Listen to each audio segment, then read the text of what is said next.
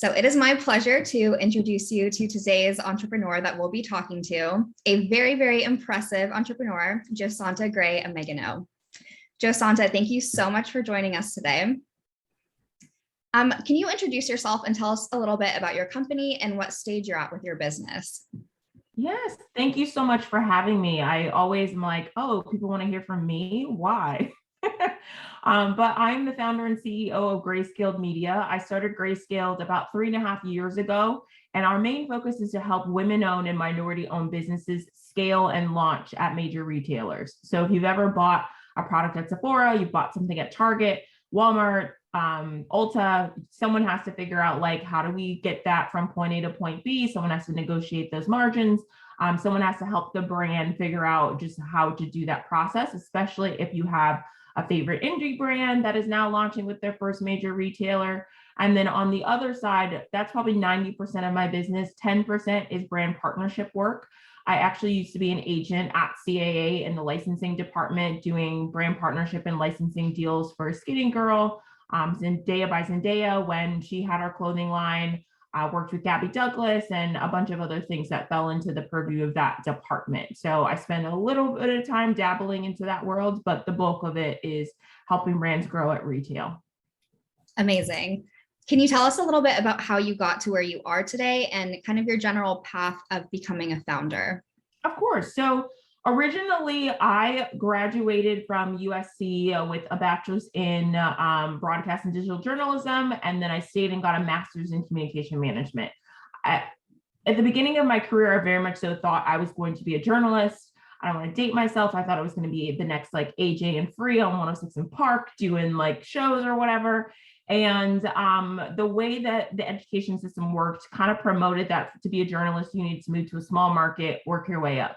I'm originally from Chicago. I've gone to school in LA. I had 2 internships in college in New York, city girl through and through. There was no way I was moving to like Waco, Texas or Topeka, Kansas, and just gonna sit through that and figure it out afterwards.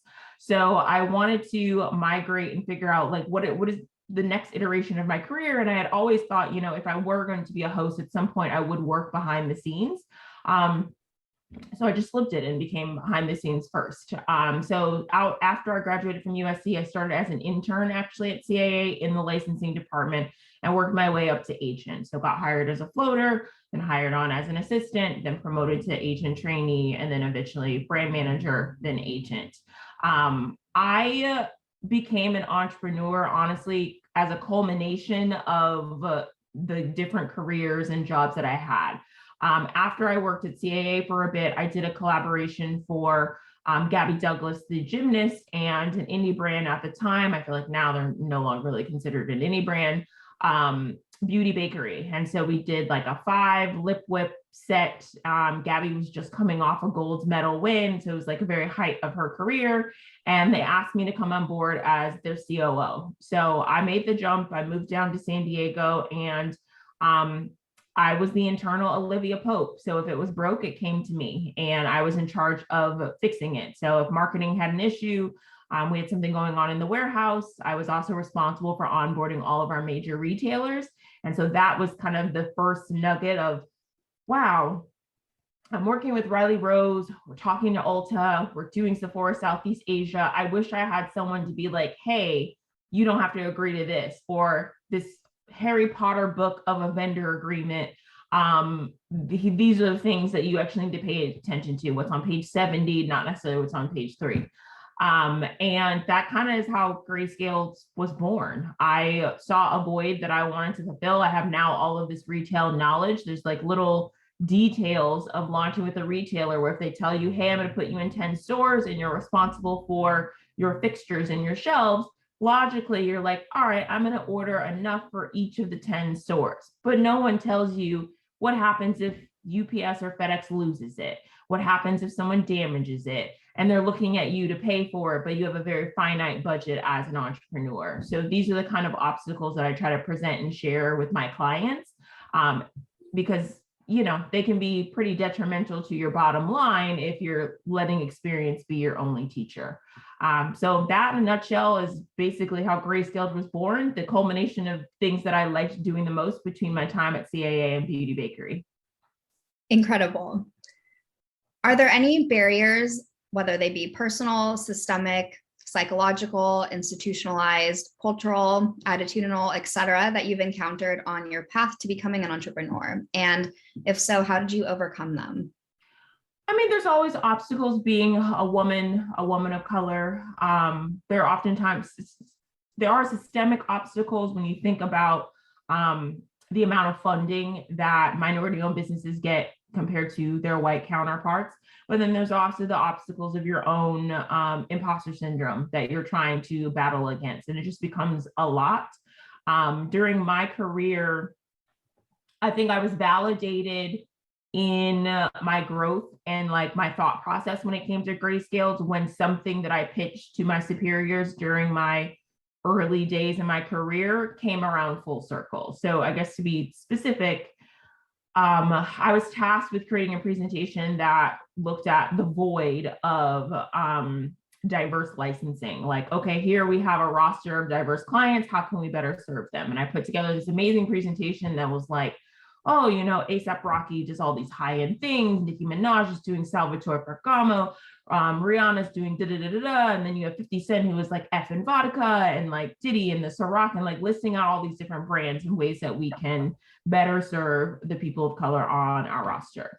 And long story short, my superiors were like, not into it. We don't think it's good. And we don't think there's any money there. And I literally gave like this whole amazing proof. And one of the things in there that I was like, white space that we should capitalize on is, at the time, this might have been at season 2, season 3 of the TV show Power on Stars, with Omari Hardwick, which was like kind of a fan favorite cult phenomenon, you would say. And I was like, you know, here's something we could take on and do and create some products. So as part of the, you know, initial no of not into it, I was validated, where I met my client. It's a brand by the name of Colored Rain. And I met her just through other founders that I spoke with. Maybe it was in month 3 of Grayscaled. Told her my story, told her I used to work in licensing. And she's like, oh my God, like, obviously this is ordained by God. Like, this is like, clearly we were meant to meet, because I'm actually in negotiations right now to do a licensing deal with the TV show Power. Like, I'm supposed to sign on the dotted line, and I'm not going to tomorrow, because I want you to take a look at everything and look at all of the contracts. So for me, that was a moment where I was like, I clearly knew what I was talking about, because this is in the works. And it was actually the first licensing deal that they ever did for the TV show. They launched in cosmetics. So once that happened, I kind of was like, all right, I know a little something. Amazing. What popular entrepreneurial advice do you disagree with? I strongly disagree with hustle culture. I am a workaholic. I will be the first to say that. Like, I will work sun up, sun down, but I also, as much as I work hard, I believe in playing hard. So this going months and years without a vacation that people glorify, like, I'm not into it. I believe you have your best ideas when you're the most refreshed. So for anyone that's looking to start their own business, their company, they're going to have employees that are underneath them. Create a company culture that leans into that, because your employees, they're really just going to start talking about you behind your back. They're all going to be grumpy. They're not bringing their freshest ideas. And depending on what your industry is and what you need, you are going to rely and thrive on that creativity. You want that employee to go take a week off, go to Greece, look at the colors, look at what ingredients that they're using, and bring that back to your business. So I hate the, like, you know, sleep is for the weak, or sleep when you're dead, just because that's not sustainable. Like, you do have to take moments to unplug and let those employees do that when you're thinking about like the environment that you want to create as an entrepreneur and business owner, and just you and how you can maintain, because it's a marathon, not a race. I love that CEOs like you are paving the way for this really healthy company culture. So that's incredible. Yeah. I'm trying. What advice would you give to students who are considering entering the innovation and entrepreneurship space? And do you have any advice specifically for underrepresented students?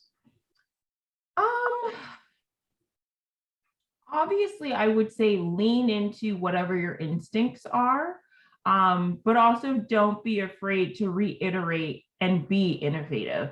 And don't limit yourself by making sure, let me rephrase. Done is better than perfect. That is actually the general advice that I need to give all entrepreneurs, regardless, like underrepresented and more. Don't get so focused on trying to wrap it into this pretty bow, because take, for example, I'm a mentor within Sephora's Accelerate program, which basically Sephora's Accelerate program is a program where they invite BIPOC founders to apply to learn more about how to be stocked with Sephora and just to give them tips and tricks on growing and scaling their business. So within that program, they all have a boot camp session with me where I go over, like, here's what you need to know for your 3PL. Here's what questions you should ask them. Here's how you should think about your margins and your cost of goods and all that good stuff. But what I was very interested, intrigued by the cohort that Sephora chose most recently was the fact that I think it was like 2 or 3 brands didn't even have a product in market. 9 times out of 10, when you're thinking about these accelerate programs or fellowships, that you need to have some business plan, some proof of concept. Really, the proof of concept can just be like a die line, or it can be some mock-up. If it is truly innovative, it'll capture the necessary audience, as long as you're speaking to the correct audience and they get it. So that's why I'm just, done is better than perfect. There's nothing wrong with building the car as you're driving it. Got it. Done is better than perfect. Mm-hmm. So what mindsets, qualities, or talents have you found that characterize top innovators that you most admire, and how do we cultivate these attributes? The entrepreneurs that I admire are the ones that have a high level of self-awareness. And I don't want to become like preachy or like, oh, you should go to therapy, but I do find that the most successful entrepreneurs, you obviously have your kooky ones that are out there, have a level of self-awareness where they understand their strengths and weaknesses. Because you can't do everything. If you truly are going to be a CEO and founder and grow and have people underneath you, you have to understand the power of delegating and understanding I'm the creative maybe in this scenario, and my counterpart is more operations and logistics. I'm creative and love figuring out colorways and fonts and the look and feel, but my counterpart is the one who's balancing the P&L or looking at the books. Not to say that you pass off everything and you don't actively participate, because you should be learning and you should also know your numbers and things when it comes to your business, but have a high level of self-awareness to understand, like, this is where I can take the business. Who are the key people that I need to bring in order to make it super successful and to grow? Because you literally cannot do everything. Like, there's no need to be Wonder Woman or Superman when it comes to your business. In the beginning, it feels that way because you're bootstrapping and you're trying to conserve costs and you don't have a lot of revenue, but at some point, you have to figure out how to peel back those layers and let other people take the reins. What are some of the different challenges that underrepresented founders might face when they're at the idea stage for their business? And if applicable, how did you overcome these challenges? I think the initial challenges that come to mind have a lot to do with your circle and the people that you have around you. Because those are going to be the people, whether it's the husband, your mom, your dad, your sister, your best friend, that you're going to go tell your ideas to.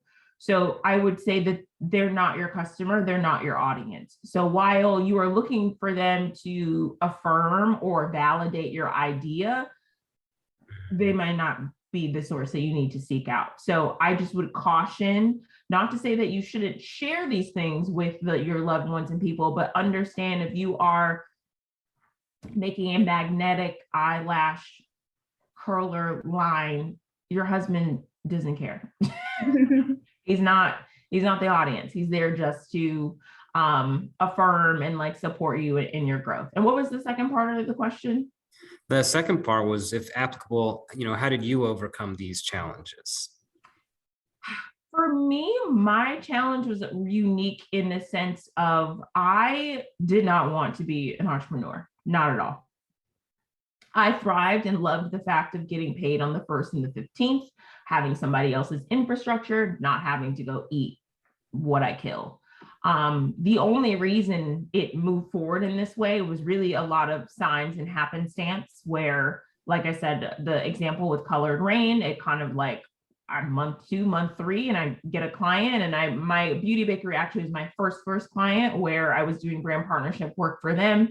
So everything happens very naturally, where I think you need to understand too in entrepreneurship when you're not trying to make a round edge fit into a square hole. Like sometimes the chips have to fall where they are, and there are certain things that are going to be easy and there are others that are going to be complicated. So for me, my obstacle really was getting over that office environment and that camaraderie that you get from working in like a traditional 9-to-5 or office. Because I was so used to going into a place, sharing an office or sharing a desk with someone, you have someone to bounce ideas off of. So in the beginning, I honestly wasted quite a bit of money. Like, where are all the co-working spaces that I can like sign up for? When at the end of the day, by that point, COVID hit. So it was like, we're all at home anyway.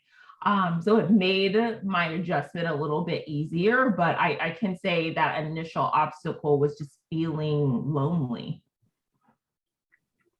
Well, thank you so much for all the advice that you've given us and the past that you've shared. It's really been a pleasure, Josanta. Thanks. Thank you. Thank you guys for having me.